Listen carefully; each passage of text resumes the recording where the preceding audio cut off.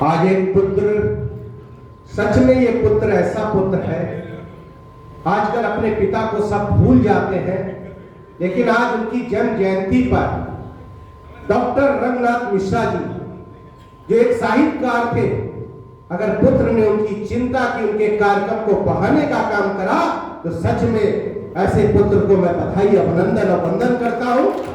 और जिसके पास विद्या है, तप है, ज्ञान है, शील है, गुण है, और सच में यहाँ पे एक से एक सरस्वती पुत्र बैठे हैं। मैं सभी की चरणों में सर झुकाकर नमन करता हूं कि ऐसे साहित्यकार हमारे बीच में हैं और एक से एक कवि बैठे हैं हमारे बीच में।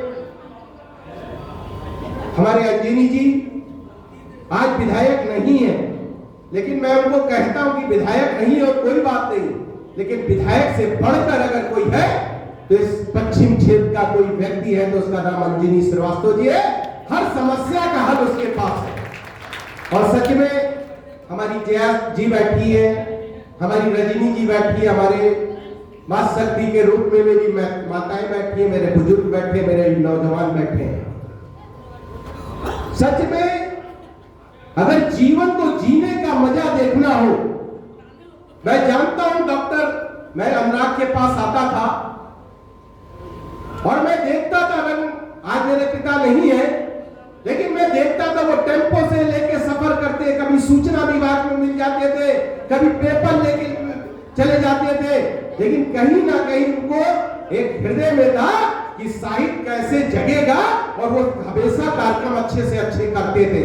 लेकिन आज उस परंपरा को जीवित रखने का काम अगर कोई मूल मंत्र कर रहा है तो ऐसे बेटे अनुराग मिश्रा को मैं बधाई अभिनंदन करना चाहता हूं।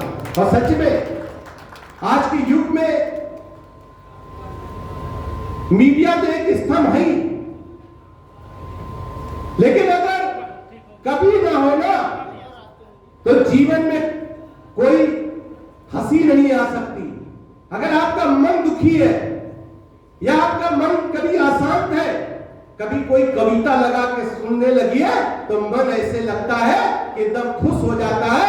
ये अगर कोई कर सकता है, चेहरे को हंसी दे सकता है, तो वो कभी दे सकता है। मैं इसीलिए कहना चाहता हूं, आज बहुत अच्छी बात है, आज बैठे हुए मेरे पास राज बहादुर जी, हमारे पूर्व में प्रधानमंत्री जी थे और इनके समधी जी पोस्ट ऑफिस में थे।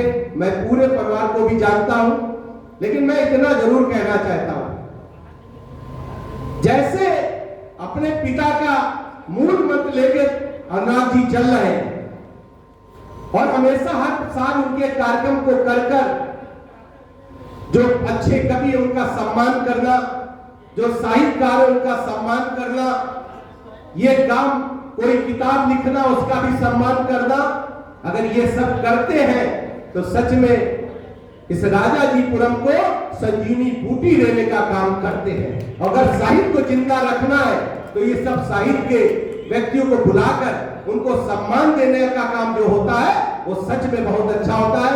मैं आप सबसे माफी मांग रहा हूं क्योंकि मेरा 4:30 बजे एक कार्यक्रम लगा है। मैं आपकी चरणों में माफी मांग कर जा रहा हूं, लेकिन अगली बार जब भी कोई कार्यक्रम में आऊंगा तो मैं विश्वास करूंगा पूरा समय दूंगा। और मैं आपसे कहना चाहता हूं राज जी, इसको बड़ा कार्यक्रम करिए, ममता चैरिटेबल ट्रस्ट आपको फाइनेंस करेगी और इसको बड़े कार्यक्रम में रूप ले जाइए। मैं आपको विश्वास दिलाता हूं कि आप जहां भी करेंगे, मेरे पास 400 का हाल, ये आपके बगल में सीएमएस का है, आप जब भी कोई कार्यक्रम करना चाहेंगे तो मैं आपको हाल निःशुल्क दूंगा और वहां कार्यक्रम कराने की जिम्मेदारी मेरी रहेगी। सारी एलईडी लगा के कार्यक्रम अगले साल करिए। इतनी बात कहते हुए अपनी वाणी को विराम देता हूं। जय भारत, जय। बहुत बहुत धन्यवाद। और अगली बार